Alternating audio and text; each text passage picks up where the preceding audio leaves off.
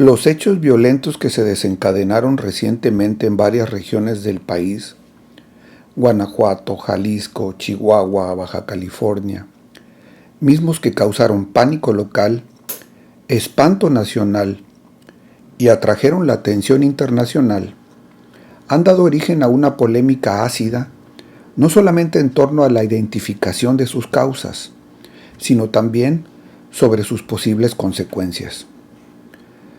Los hechos suceden en un momento en el cual el rumbo, el futuro y las funciones de los cuerpos de seguridad nacional están siendo controvertidas en el marco institucional y legal. Los acontecimientos son públicos y documentados.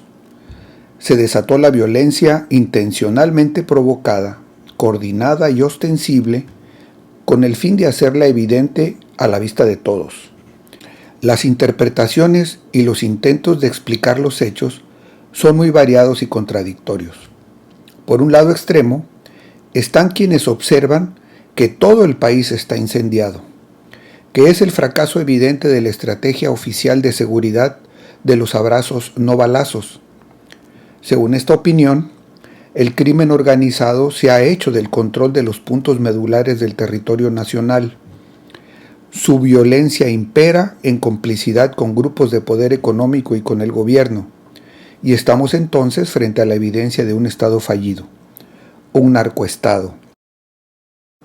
Cercanos a esta opinión están los conspiracionistas, según los cuales la violencia está siendo provocada intencionalmente por el gobierno para justificar e imponer por la vía de los hechos su deseo de militarizar al país mediante el inconstitucional paso de la Guardia Nacional hacia el mando del ejército.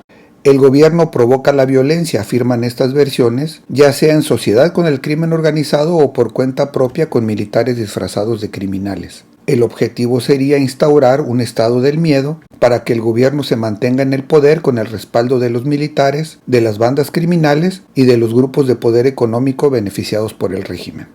Cada vez más se extiende entre analistas y observadores esta interpretación que supone la proliferación del caos hacia adentro, el escalamiento de conflictos en el orden internacional para soportar el llamado a defender la soberanía, la anulación de la vida democrática y la eventual cancelación de las próximas elecciones presidenciales programadas para 2024.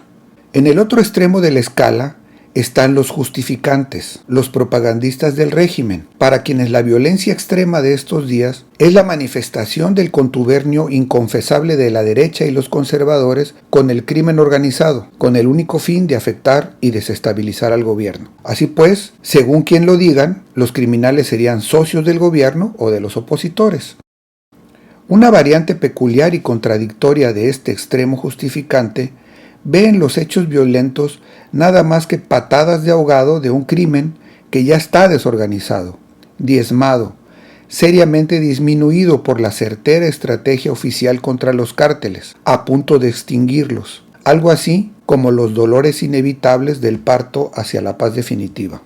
Más prudente, pero en el mismo sentido, la versión oficial afirma que la violencia ha sido causada por actores criminales, sí, pero no como acciones de terroristas incontrolables que muestran su poderío, sino que son actos de propaganda de organizaciones mafiosas que reaccionan al verse fuertemente afectadas por las atinadas acciones de los cuerpos de seguridad del Estado. La Estrategia Nacional de Seguridad estaría dando resultados mediante el decomiso de drogas, de otros objetos de tráfico ilegal y de la detención de algunos de sus cabecillas, minando de esa manera la base económica y estratégica de los grupos criminales. Se acepta que no es un hecho consumado y el resto de la tarea está aún por realizarse.